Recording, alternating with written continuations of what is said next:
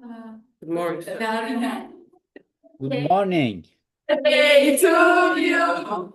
Happy birthday to you.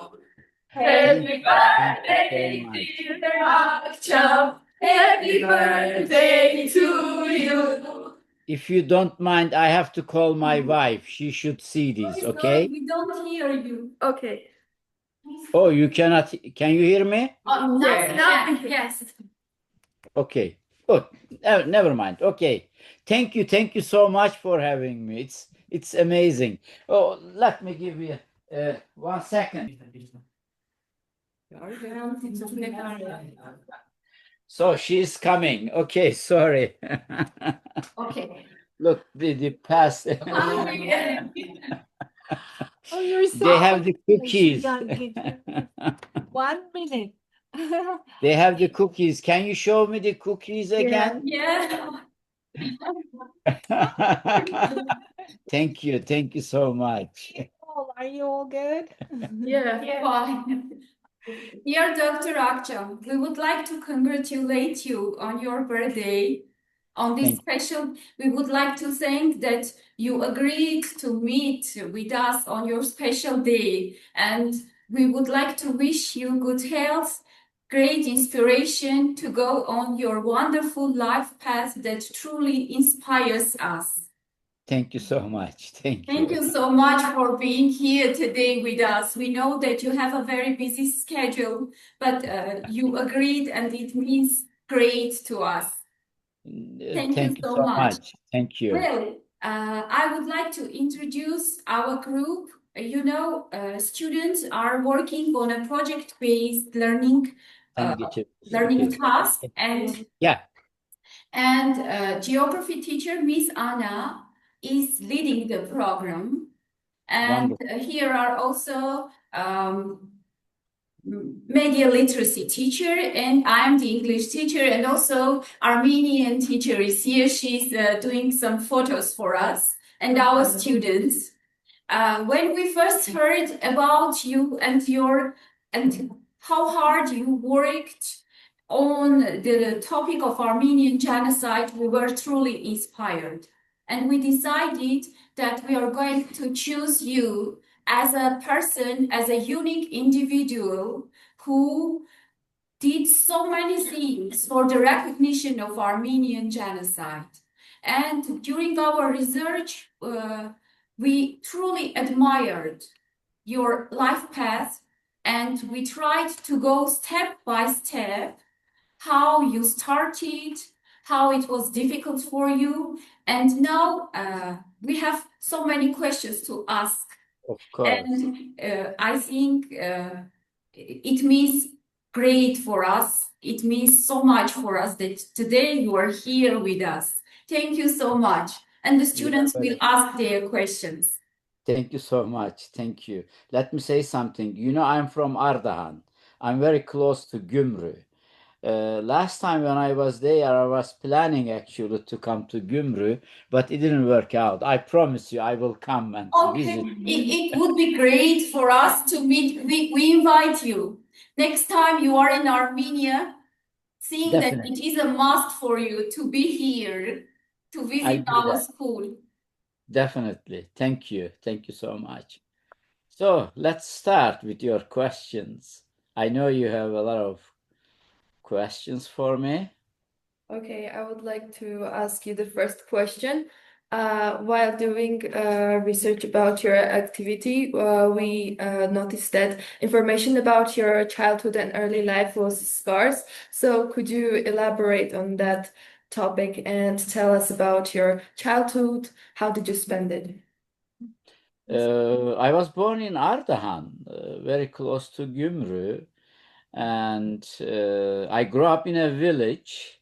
I'm a village boy, actually.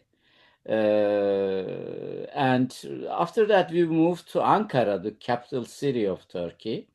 But almost every summer, I used to come to my village and to talk with my grandparents, and I worked on the fields, and I brought the animals for the grass to the mountains.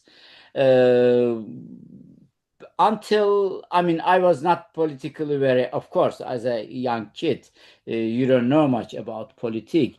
One thing you should know about my life, it's very important. It is, I recognize this later, actually.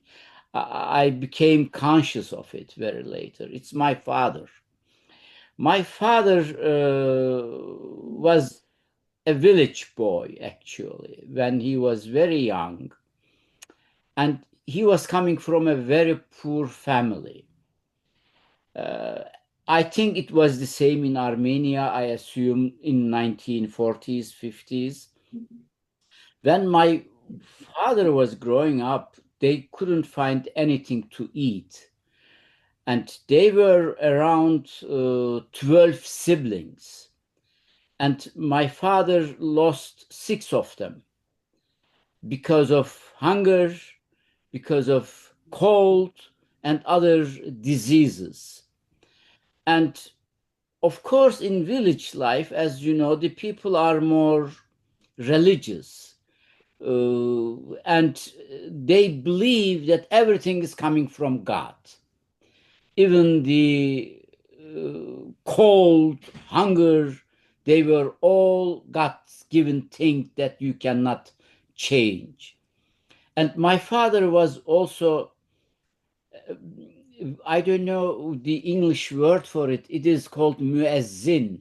It's an Arabic word, a boy who helps imam on the mosque. So, young boy in the mosques, my father learned Quran by heart, praying almost every day, and he learned that actually God gives heaven to the children. And my father told me this story. He used to close his eyes and he wanted to die to go to heaven and to get the food because he was so hungry. And then he was opening the eyes. God was not taking him to heaven. He got so mad at God. Then at the end, my father became a very, very strong anti-religious man. He hated religion. And he understood that religion is a way cover up in these kind of societies the real problems of the people. So he dedicated himself in political fight. He became a progressive man and he became a teacher and he became the general secretary of Teachers Union, trade union in Turkey. So one thing he taught us, I remember all the time, that we should fight for injustices, that we should never be silenced, because he believed whatever we had to endure, it's our fault. If people cannot resist, if people cannot oppose against injustices, then it will prevail. So his main thought to me was always that I should never be silenced and I should be always vocal. I should really make my voice loud if I see the injustices. So this is maybe what I took from my father when I was a university student. And so this is then how my political life started. Then this is another story. Maybe I should stop here because my political career is another different long story. Okay, thank you for the question. And we are amazed by your bravery and the activity of writing about the Armenian genocide. Could you tell us what was the motivation? What inspired you to do this, to start doing that?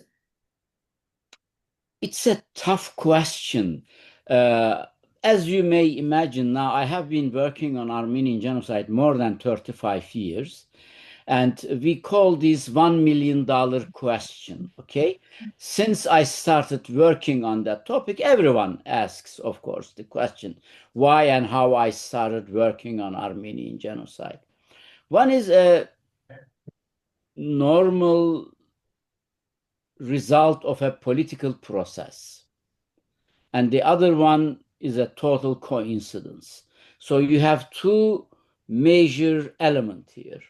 One is the necessity, and the other is total coincidence. And what is the necessity part? What made me really end up working on Armenian genocide? It is the trajectory of my political life. I became very active when I was a university student.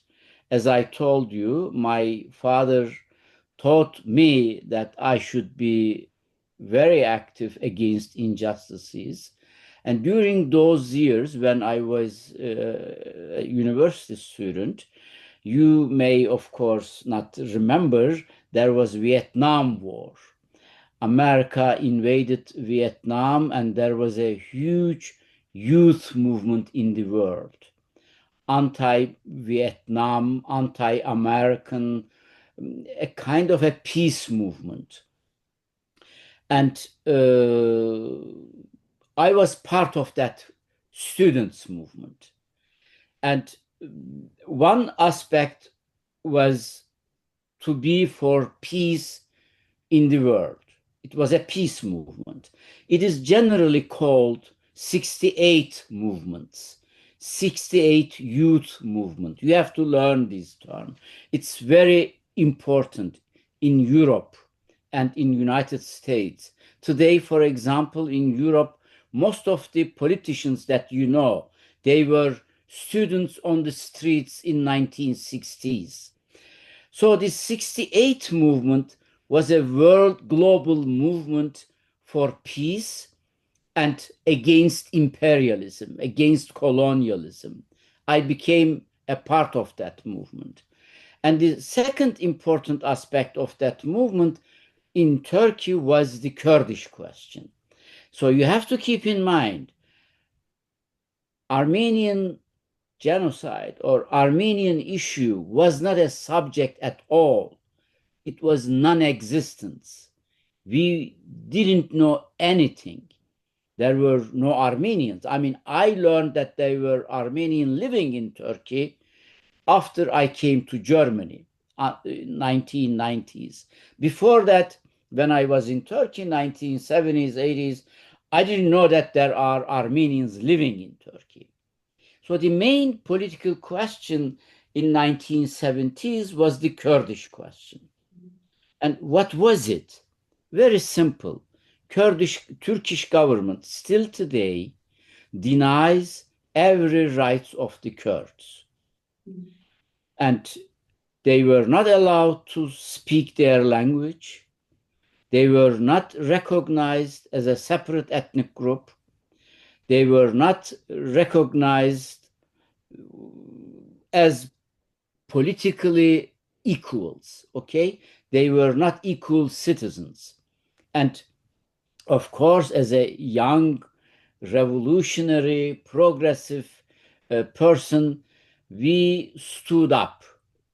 We said that there are Kurds in Turkey. This is their right to speak their language.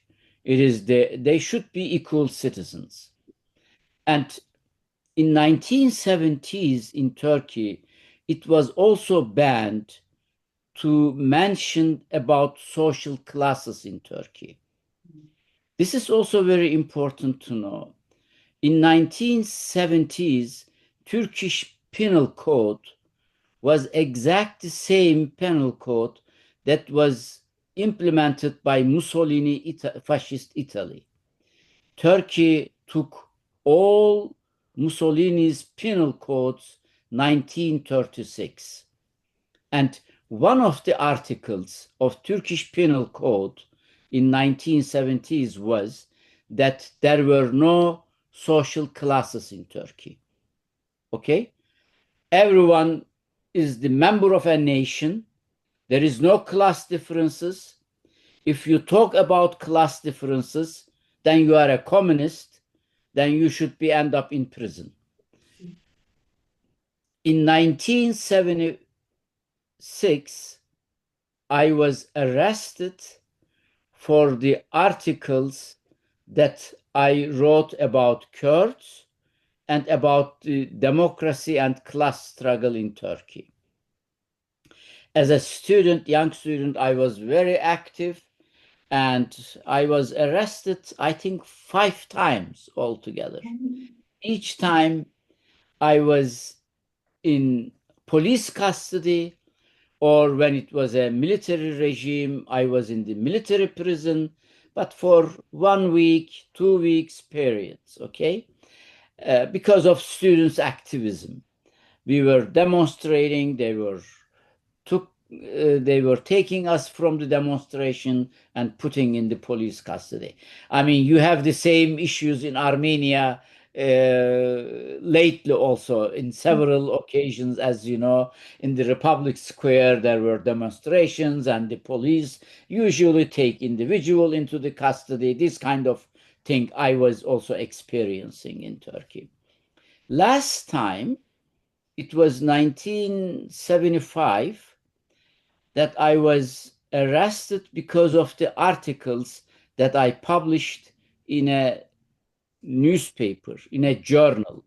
I was editor-in-chief of that newspaper. The name was Revolutionary Youth, and I was the editor-in-chief of that journal. And I was arrested because of the articles that I wrote in that journal. And the public prosecutor asked around 800 years imprisonment. 800 years. It's not a joke. For almost every article in that journal, he asked 10-year imprisonment. So if you have 80, 90 articles, you have already 800 years there. And I was sentenced 8 years, 9 months imprisonment because of the articles that I published in these newspapers. And during my several arrests before the last one, and including the last one, I was tortured. I know what torture means as political prisoner. And after 1 year of imprisonment, I escaped from prison. It was 1977 March, and I escaped to Germany from Syria. It's a long journey. You can, I think, I wrote about it somewhere. I can send you my articles about it if you want. I was arrested in Germany too. I was in prison in Germany around 3 months. But when I was in prison in Turkey, when I was sentenced for the article that I published in a newspaper, my case became very famous. Amnesty International accepted me as, they call it at that time, adopted child. I was a protected person of Amnesty International, and my case became very famous in Europe. And when I was in prison in Munich, I spent around 3 months. Amnesty International found me in prison because my father came to Germany, contacted Amnesty International, and Amnesty International checked the prisons in Germany because I was traveling with an illegal passport, with a false name, a different name on the passport. And I was not revealing my real identity because I didn't know what they would do with me. And Amnesty International took me out of the prison, and I became I applied for the political asylum, and I started living in Germany as a refugee. This was a new life for me. And during that period, I was very active in our Amnesty International. My main target was democracy, peace in Turkey, and I was supporting democratic struggle in Turkey. And my father was at that time publishing a newspaper in Turkey. He was a very well-known individual. The name of the newspaper he was publishing was Demokrat. It was a left-leaning, progressive, social democrat newspaper, daily newspaper. And my father joined me after 1980. So over the long years, when I became politically very active in Germany also, I decided to finish my education. When I was arrested, 1975, I was already in the master program in my university, Middle East Technical University. And my diploma was not anerkannt in Germany. Then I thought I should finish my study, and I went to university. I enrolled in several classes, and total coincidence, because I was so eager to learn, I was discussing with German professors and so on. They liked me, and they asked me whether I would like to work on a project. 1988. I said, of course. This is how I started working in an institute in Hamburg, Hamburg Research Institute, Hamburger Institute for Social Research. This was the name of the institute. And my first project was History of Torture. So these are, as you see, the natural development. A young boy, politically very active in Turkey, ended up in Germany, very much involved in the question of human rights, democracy, and so on, then ends up in an institute working on a subject, history of torture, history of violence in Turkey and Ottoman Empire. Until that point, Armenian issue, I had no idea. I had no clue.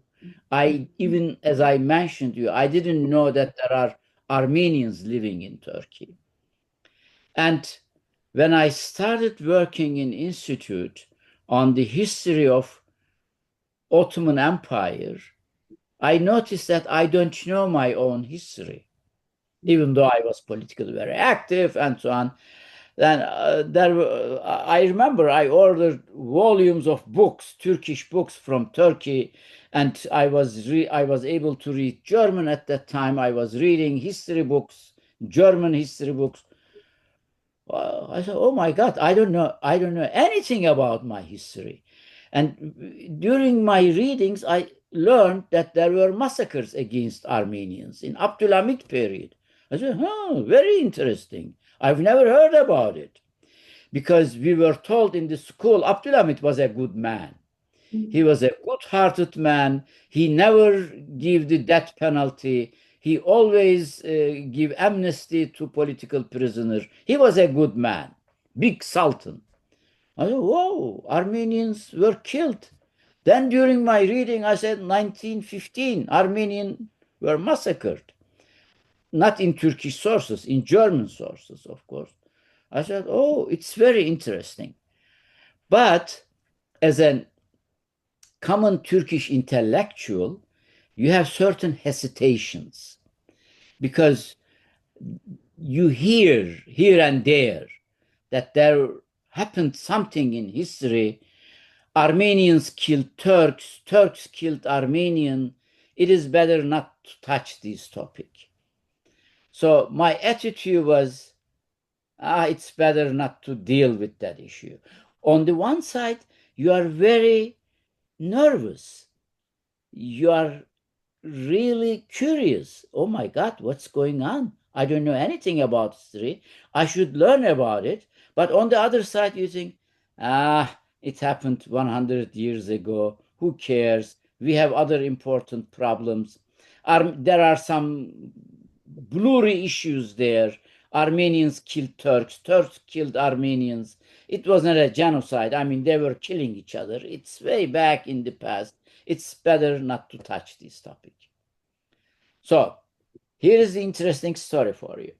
On the one side, this political necessity, this political trajectory of an active young man ended up working on history of torture. It's a normal trajectory, you would say. He experienced torture and he thought he can work on that subject. And he's an intellectual man, he's eager to learn new things, like you, I assume. But on the other side, the fears he has that blocks him to learn more. So here is the coincidence. In the same institute, we had a librarian, a German girl, I mean, in her 30s. And during our conversation, she knew that I'm Turkish, and she knew that I'm an open-minded man, not a denialist. I mean, eager to learn. Yeah, I'm not so sure whether it happened, and so on, kind of man. She was torturing me almost every other day. Taner, you have to work on that topic. It turned out she was half Armenian. Her mom is an Armenian from Lebanon, came to Germany, married with a German man, and she became a German. I mean, she's a German, but the ISIS, I mean, the black eyes, than Armenian eyes she had. And she said that as a Turk, you have to work on this topic. She pushed me. I really owe her to start working on Armenian genocide. She helped me to jump on my fears, on my suspicions on that subject. So, a coincidence with a normal political trajectory, this is how I started. And I have to admit, when I first started working on Armenian genocide, I always thought, it's an easy cake. You know, after experiencing torture and all kind of hardship in Turkey, our story 100 years ago, I can deal with it without any problem. But it turned out it was not so simple. So this is how I started working on Armenian genocide. Indeed, while doing our research, we came across to that topic the night in the library and the meeting of the librarian who changed your way of thinking. And yes, that was really very interesting. Thank you so much. Thank you. I mean, the other interesting story, how I find the Vahakn Dadrian, of course. You know, when I made the proposal to Institute to work on that subject, they told me they don't know anything about the subject. They cannot decide whether they should allow me to work on this project. They told me, invite people, we pay for the expenses, we organize a workshop. Then in this workshop, we should discuss whether this is an interesting topic. And I asked around, get in touch with Vahakn Dadrian, and I wrote, at that time I couldn't speak English, and I wrote Vahakn Dadrian in Turkish, because one of the professor I discussed gave me Vahakn Dadrian's article on Naim Efendi, and I saw the Turkish footnotes. I said, okay, this guy might know Turkish.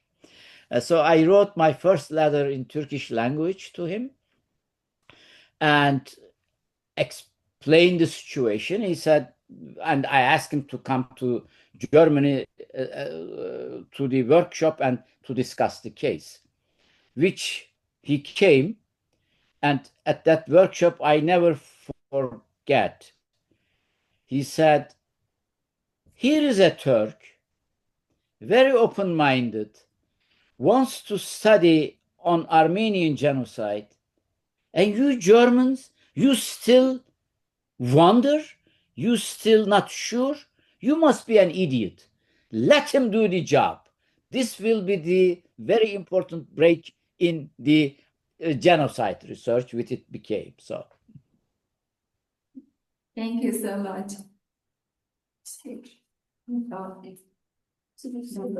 Okay, so I just wanted to warn you that our meeting, I don't know why, but Zoom us allowed to do like only 40 minutes. So if the meeting will, I don't know, suddenly cut off, just click on the same link. We'll continue. Okay. Mr. Աքչամ, how it happened that escaping from the prison you managed to reach to Germany? And were there any people that helped you? Escaping Germany from prison was an organized, planned action by prisoners. We didn't get any help from outside. You know, every prisoner wants to escape. And from the moment on that you are in prison, you think about how you can escape from prison. Our prison in Ankara was an old stable, the horse houses, okay? And it was not concrete walls, not wires, a simple old building, very easy to create a really place in the wall. It was very easy. You could have very easily taken the stones from the wall. And the building where we were staying was next to another building, and it was the workplace of the prison, and the windows of that prison was looking into the street. Almost no protection. And what we did, we dug a tunnel from our building into the other building. And it took us maybe 3-4 months, because it was a short distance, 3-4 meters. It was a very short tunnel. And we dug the tunnel and entered in the other building, and then jumped from the windows in the street. This is how we escaped from window and from prison, and we didn't get any help from outside or from any other individuals. It was organized by political prisoners. And of course, I had a lot of friends outside, and I couldn't stay longer in Ankara. I was in underground around 6 months. And after that, my friends told me that I should go to Germany. I was politically very active, and they told me that I should work in Germany and try to organize the Turkish workers in Germany. And how am I going to go to Germany? I'm a fugitive. I was a fugitive. And we find some friends from Antep who were very close to border, Syrian border, and they came. We made a false passport for me. We changed the picture of a passport, and with that false passport, I passed to Syria, to Aleppo, and from Aleppo to Munich. But we picked up a very wrong time.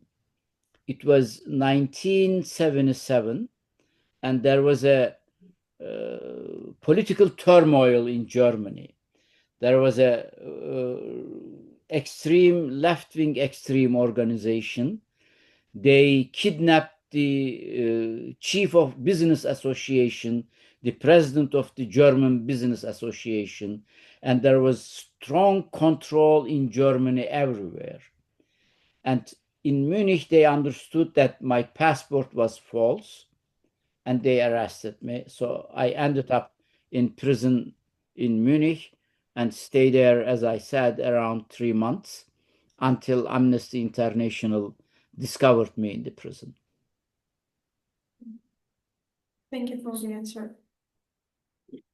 Jonathan, what inner conflicts have you experienced during your life? What inner conflicts have you experienced during your life? I don't understand the question again, please. What inner conflicts have you experienced during your life? Difficulties that I experience in my life? Inner conflicts. Inner conflict in me. Yeah. Oh, of course. Mhm. I mean, the basic problem during my study of Armenian genocide, and I'm very thankful to Vahakan Dadrian for that. I was very suspicious for any argument that was coming from Armenian side. And, you know, in this kind of conflict, I can give you theoretical explanations now. When ethnic groups in a conflict, the first problem that emerged is the trust. You don't trust what other side tells to you. And you only believe your own people. You only believe the people close to you. So when I was reading on Armenian genocide, there were several critical questions. And each and every time I was asking Vahakan Dadrian whether the information is correct, that I don't believe in the argument. And he used to send me, I think it is somewhere here, this big of faxes. At that time, there were fax machines. He was in America, and I was asking him, let's say, 20 questions. And for each question, he was sending me book chapters, and he was answering me, and he was giving me the sources. And it helped me to overcome my own suspicions. And it made me also a good scholar, because I knew that these were the questions of the denialists in Turkey. And this was a good training for me, education for me. So my inner conflict was the engine of my education. This is how I educated myself. And this is the reason that I can challenge the Turkish denialism, because I knew already how their mindset worked and how their thinking is, and I could very easily answer these kind of challenges. So it's an interesting question. Yes, my inner conflict was my driving force, actually. Yeah. Thank you so much. And to continue the question, on your backside, we see Hrant Dink's photo and also the Armenian version of Shameful Act. We, of course, read a lot. And while reading your other book, Young Turks, Crime Against Humanity, I came across to an information that a Turkish association, if I'm not mistaken to pronounce correctly, Ergenekon. Yes. Yeah, you appeared in their kill list, like Hrant Dink, you, and Nobel Prize award winner Taner Աքչամի. So could you give some commentaries on that topic, and how you felt like when you understand that in your country, in your motherland, people. So here we are again. We are back. So the question is the following: weren't you worried? Was not that didn't you felt that pressure, like when you realized that in your country there are some people who took you in their kill list, Like, and what was your first reaction and how happened later? What happened later? You know, there is a Turkish saying, demirden korkarsan trene binmezsin. If you fear of iron, you don't get on the train. This is a Turkish saying. I think you have an Armenian version of it, of course. Yeah. So if you, before doing these kind of critical issues, okay, this is as a young student in university, when we were targeted by extreme right-wing fascists and we lost our friends, and it was a very tough period. And in order to be active politically in 1970s in Turkey, you had to answer 3 questions. Are you ready to be arrested? Are you ready to be tortured? Are you ready to be killed? If you say yes to all these 3, then you can be politically active. If you say no to one of them, it is better shut your mouth and sit down. So, already as a young political activist, I knew that it is risky to make certain issues. It is a challenge. You have to face this challenge. And this is what my father used to tell me each and every time. It's very important. This is the reason that I really started with his story. When I was even in high school, he used to tell me, if you cannot stay behind the argument that you are making, whether this argument is correct or not, it's not important. Are you ready to stand behind what you say? If you say yes, then do it. If you are not ready, then if you would say later, oh, I'm sorry, I made a mistake, oh, I didn't mean that, and so on, then don't say it. Stand behind what you are proposing, what you are arguing. So this was the rule.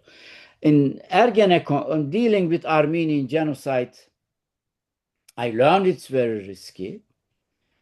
But I already made my mind in that sense.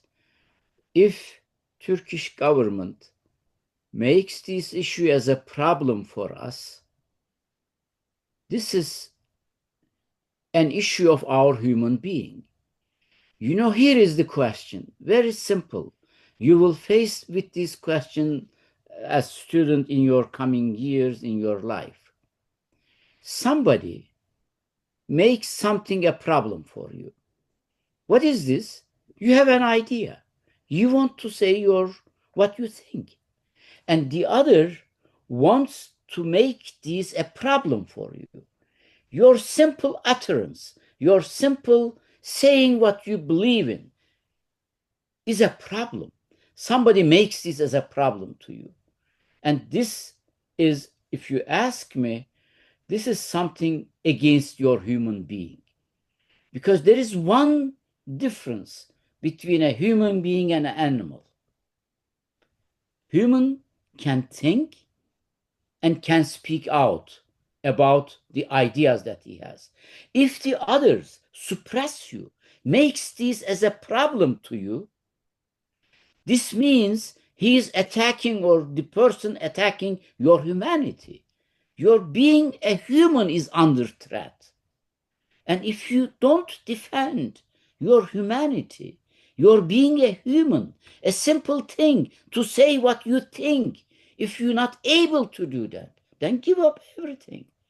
This is what a human being should do. So this was when I learned about it, that I'm also on the list of Ergenekon, this was my reaction. Didn't I fear? Yes. Didn't I scare? Yes. Whoever says that he's not scared, he's lying. Being scared, being fear of something is so human. It's so natural. It's a part of us. But the question is, you have to learn to live with it. So then during that period, I was the luckiest one among my friends. Hrant was in Istanbul. Orhan Pamuk was in Istanbul. I was in the United States. And there were court cases against Hrant, Orhan Pamuk, and myself. And there were persecutions, demonstrations against us, hate campaigns. But I was lucky. I was out in United States, and Hrant was in Turkey. And after Hrant's assassination, especially, we even don't ask to ourselves to question whether we should continue fighting, because we owe Hrant thing, because we lost him in this fight. He was our speak person. He was the symbol of Armenian genocide and democracy in Turkey. He was uniting both as an Armenian, representing Armenian presence in Turkey. But at the same time, he was not simple an Armenian. He was a citizen of Turkey, and he wanted to fight for equal rights. An Armenian should be equal like an Turk or any other ethnic group. So Hrant was a combination of combination of both. After we lost Hrant, after he was assassinated, this is my answer all the time.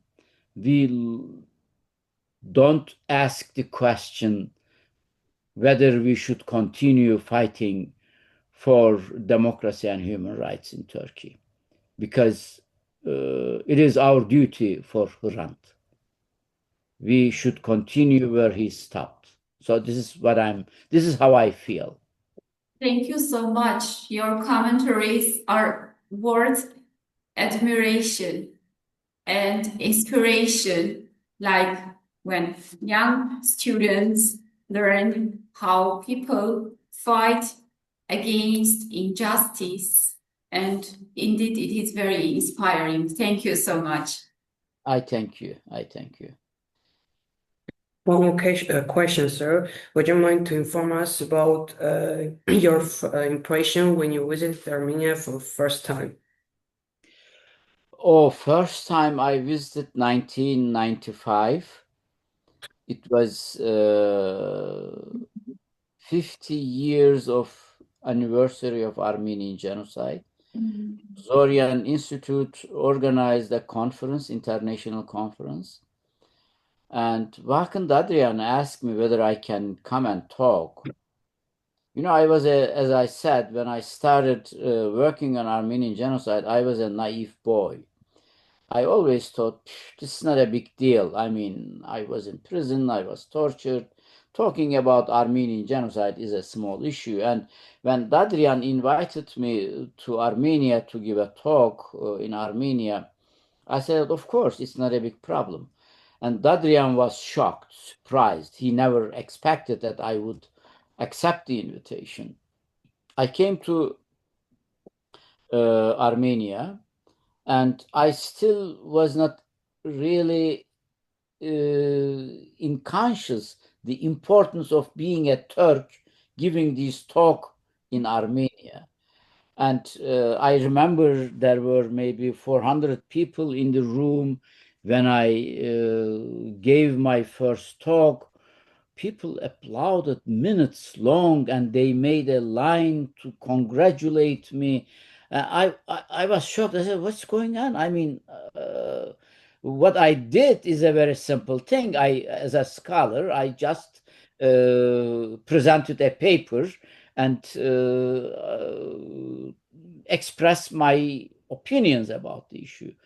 I first recognized the importance of what I'm doing when I observed the other side, the reaction of Armenians.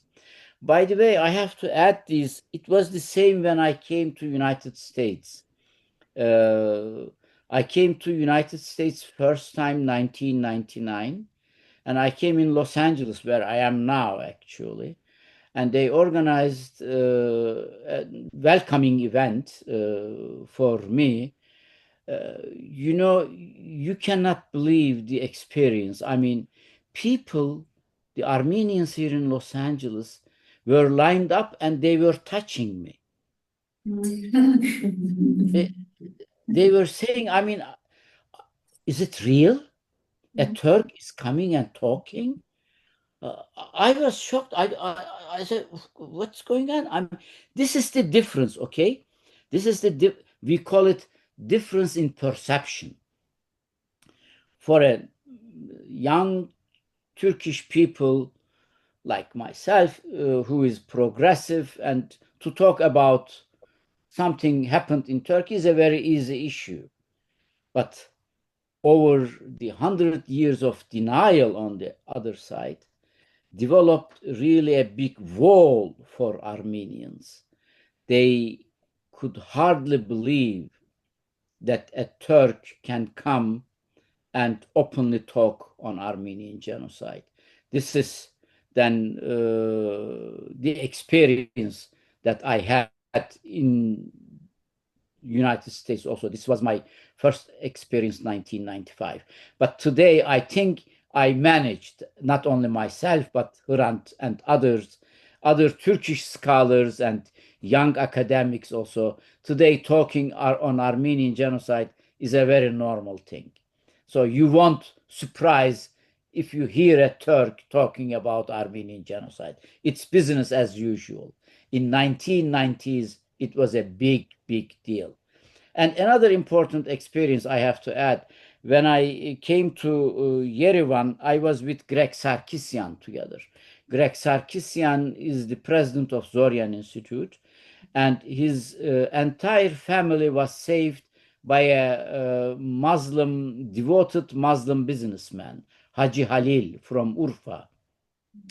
And Haji Halil's story is a very interesting one. I mean, especially Greg Sarkisian's family story. Haji Halil kept Greg Sarkisian's entire family. His mom was a little girl at that time. On the attic, 7 individual, almost 1 year, like the Anne Frank's diary. Haji Halil kept the entire Sarkisian family in the attic of his house. And after 1 year, the family was able to go to Syria, Aleppo, and so on and so forth. So Greg Sarkisian told Haji Halil's story in conference. And we light a candle in name of Haji Halil. I have still the picture. I can send you if you want. Greg Sarkisian and myself in Echmiyazin, and light a candle for the memory of Haji Halil. And I wrote this story in Turkey when I get back to Turkey. And because Greg Sarkisian used a wonderful sentence, he said at the end of his speech, yes, I know there were murderers in your government at that time, but you Turks, there were Haji Halils also among you, saved Armenian lives. Here he said, I'm stretching my hand to you. Take my hand. Let's make peace and understanding on the ground of justice. And when I wrote this story in Turkish, it was a very touching story. And some of my friends approached to me, and they told me that they are ready to shake the hand. And it was the mayor of a neighborhood in Istanbul, Gürbüz Çapan. By the way, he is coming in 2 weeks, or in this day, he must be in Yerevan. He is visiting in Armenia again. Gürbüz Çapan and a group of delegation We came and we visited Armenia 1995. It was June or July, I cannot remember now. A couple months later, we visited Armenia. So this was my amazing first time experience in Armenia. Thanks for the answer. Other questions? What is your message to the new generations of Armenia? I'm sorry again, please. What's your message to the new generations of Armenia? Fight for justice, fight for human rights, and regardless ethnic, religious character of the groups, stand up against any injustices from whom against whom, it doesn't matter. If it's by Armenian government or by Armenians or if it's whomever, the only legacy, to keep the legacy of Armenian genocide, to show respect to the victim of genocide, is to side with all those who suffers today. To be, for example, with people in Gaza who were under tremendous Israeli attack and a subject of a genocide in Gaza. To be with people, of course, who were expelled from Artsakh, from Karabakh. Of course, to be with people, if you meet any Azeri individuals who were expelled from their original territories in 1991 war. Don't make any distinction between ethnic character of the groups. Fight for human rights, for democracy, against injustices, if you want to keep the legacy of victims of Armenian genocide. And this is the way, this is my message to everybody. And another important message, try to get in touch with Turkish Kurdish people. This was Hrant's message. You know what Hrant used to say? He used to say, there is another Turkish saying, hayvanlar koklaşa koklaşa, insanlar konuşa konuşa. This means the animals get in touch with each other by,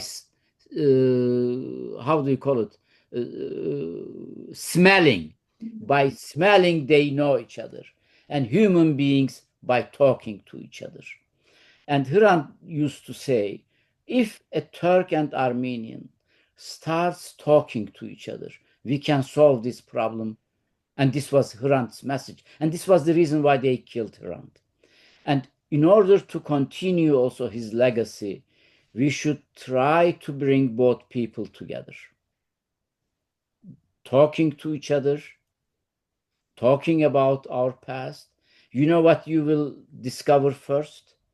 There is no difference between human beings. An average Turk also thinks that he should give an education to his kid. He should find something to eat. He should be living in peace. And kids should find a good job. Every human being has the similar concerns. And we learn from each other. And if we want to live in peace, we should develop this conversation between both people. Armenia cannot choose its neighbors. It is there. You cannot decide who should be your neighbors. Your neighbors is there. And it is same for Turks. They cannot choose their neighbors. Their neighbors are there. It's the Greeks, it's the Arabs, it is Armenians, and it is the Caucasus people. We should find a way to talk to each other and to live in peace. I think it's doable. And this is my message to you too also. So fighting for rights of human rights, for democracy, and also trying to get direct connection with your neighbors. This is my message to you. A wonderful message indeed. Thank you so much. And my next question is the following.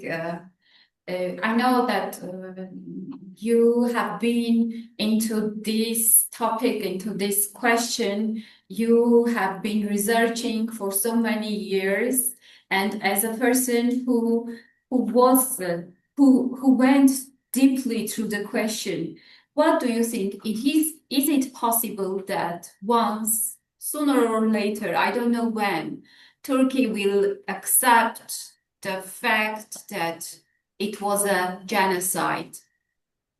Not a near future. I don't think that it is possible. But it doesn't, it should not make us pessimists. Because there's an interesting constellation between democracy and human rights and recognizing historical injustices. If you want, forget the recognition of genocide issue. If you want to live in a democratic society, if you want to live in peace in your own society, you have to be able to face your own history. If you cannot face your own history, if you are not ready to talk very open about the history, you cannot establish a democratic society. So, recognition of Armenian genocide is one of the important preconditions for Turkish democracy. This is what I'm trying to explain to Turkish people. Genocide is not something that happened 100 years ago. Yes, as an event, it happened 100 years ago. It's true. But it has ramifications for today. If Turkey is not a democratic society today, which is Turkey is not a democratic society, it is because of Turkey's past, because Turkey is not facing its own crimes in the past.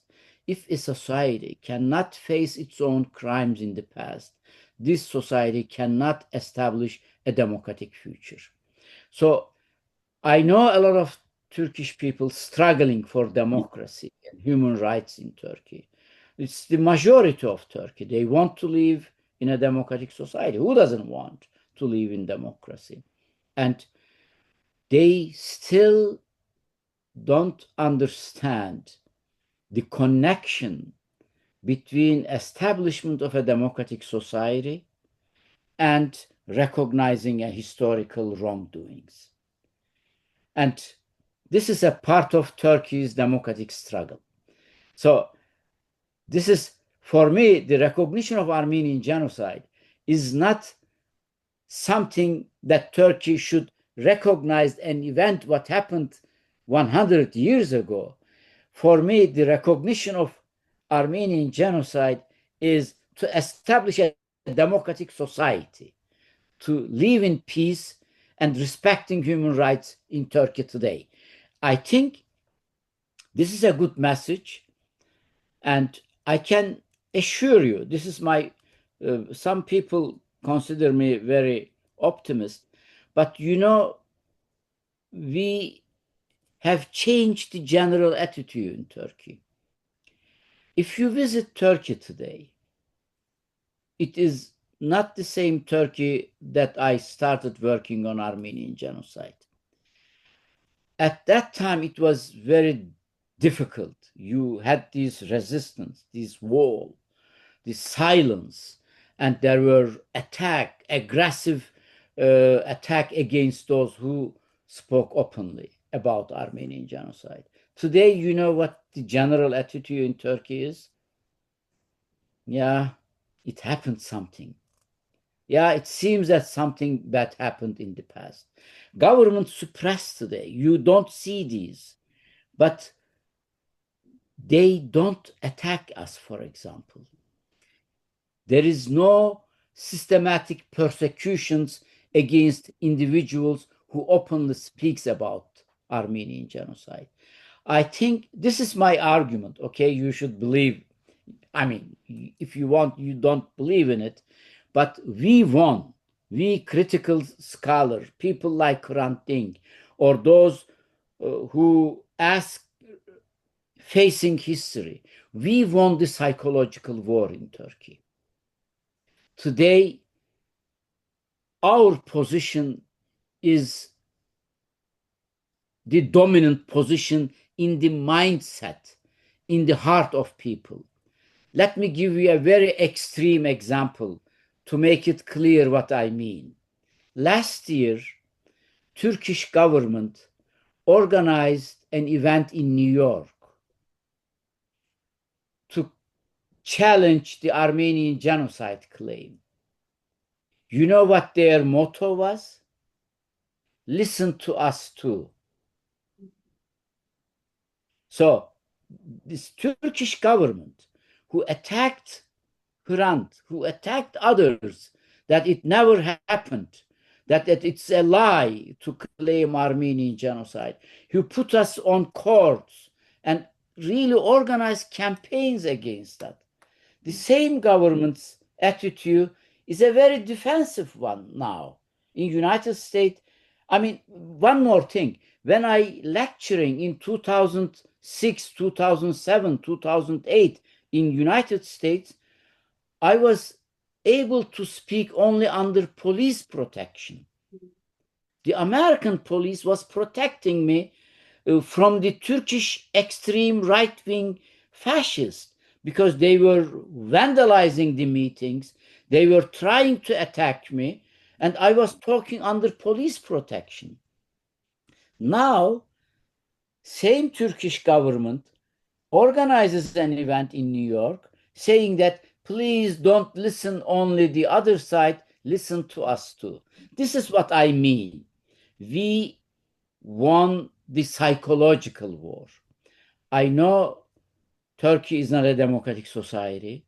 I know Turkish government won't recognize the Armenian genocide, but fight for democratic rights in Turkey too. Because the more democracy we have, the more democratic rights we establish in that society, it brings us more towards recognition of the Armenian genocide. This is the strong connection, and I think we accomplished a lot. I know it's not much, but compared to 35 years ago where I started, I think we accomplished a lot. And the more Turkey becomes a democratic society, the possibility of recognition of Armenian genocide will increase. Thank you so much. And please, one more question. If it's not private, can you tell us about your family and your wife? Because during our research, we haven't found anything about it. My mom's still alive. She's 95 years old. Wow. She lives in Turkey, and we are 4 siblings. I'm the number 2. I will send you an article of mine, a talk of mine that I gave about my family. Then you can understand why I'm dealing with Armenian genocide also. My father was arrested in 1971 as the General Secretary of Teachers Union in Turkey. He was in prison around 6 months. My oldest brother, he's a doctor now. He's a retired doctor in Turkey. He's a man of pen. He writes novels, short stories, and so on. And he was also very active in 1968. He was in prison around 1 month because he was arrested during these demonstrations, anti-America demonstrations. And it was my turn. I was in prison around 1 year. I escaped from prison. And 1980, my youngest brother was arrested because of membership of an organization. He was in prison around 9 years. And here's my mom's joke to all of us. He says, each of you spent only a limited time in prison, but I had to visit you throughout these prison years. So I was in prison around 19, 20 years. Beginning of 1968, 69, all the way to 1989. My mom was in prison. He visited each of us during prison years. So she's alive. My father passed away 2003 from a lung cancer. And I am married now, second time. You met my wife. I have a daughter. She's a lawyer. She lives in Washington, here in United States. And what else should I say about my family? So I don't go to Turkey after 2016 because my mom doesn't want me to go. There was a failed coup attempt. You may have heard about it, 2016. They tried to topple Tayyip Erdogan. There was an attempt of military coup. And after that, Turkey turned to be an authoritarian regime. All democratic rights are suspended, and there are a lot of journalists in prison. And my mom told me that I should never come back because she's not safe and she's old. She doesn't want me to visit in prison. There is nothing against me. I can go to Turkey anytime. There is no criminal investigation. Legally, I can go. I'm a respected scholar in Turkey today also. But I don't want my mom get upset or become anxious about me. This is the reason that I'm staying here. So. Thank you. Thank you so much. Dear Dr. Akcham, we have a couple of minutes. We would like to thank you. And once again, to congratulate you on your birthday. And it is great to for us that you agreed this day to communicate with us and to answer our questions. Indeed, you inspired us a lot. And we would like to show you the product of our project. Here is a mirror. So it is in Armenian, of course. Here is written Ճշմարտության հայելի. It means mirror of truth. And here are some of your words and about humanity, about human rights, about freedom of speech.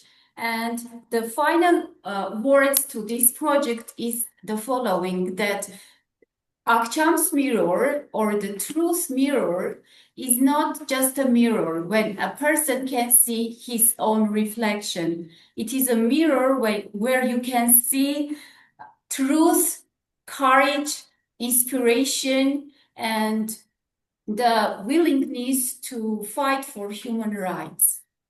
Thank you so much. It's so humbling. Thank you. Thank you. We also would like to thank you. Indeed, it was a wonderful meeting. Thank you so much. Have a nice day. Have a very happy birthday. Thank you. Goodbye. And see you in Gümrü next time. Bye-bye. Bye. Bye.